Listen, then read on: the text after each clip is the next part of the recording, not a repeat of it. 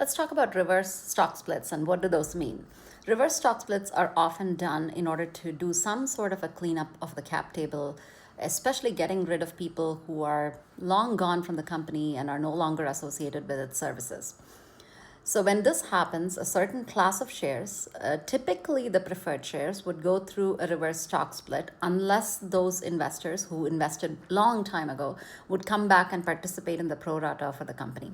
Usually this happens when the company is going through hard times and it's the new money that's going to infuse new life into the company.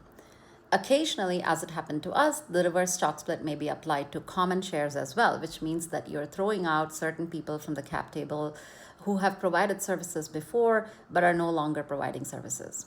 Now, what it does is it actually makes everybody's worth 1/10 of what it was. Now, if nothing happened after that, you're absolutely correct, then everyone's stake would remain the same.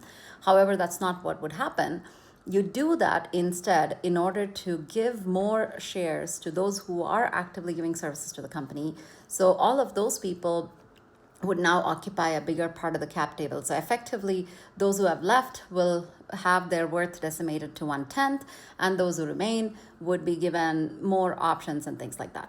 Now, in a situation like ours, where the reverse stock split happened within 3 months of us leaving after 10 years of service, and especially as it was applied to common stock with a mandatory pro rata, which meant that we needed to pay hundreds of thousands of dollars in order to not be impacted by this reverse stock split, which we can't afford.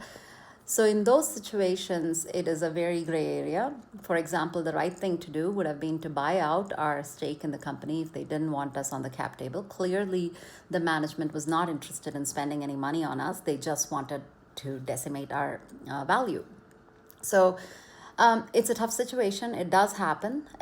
Some people have asked if it is legal to do this. It's very complex as a topic.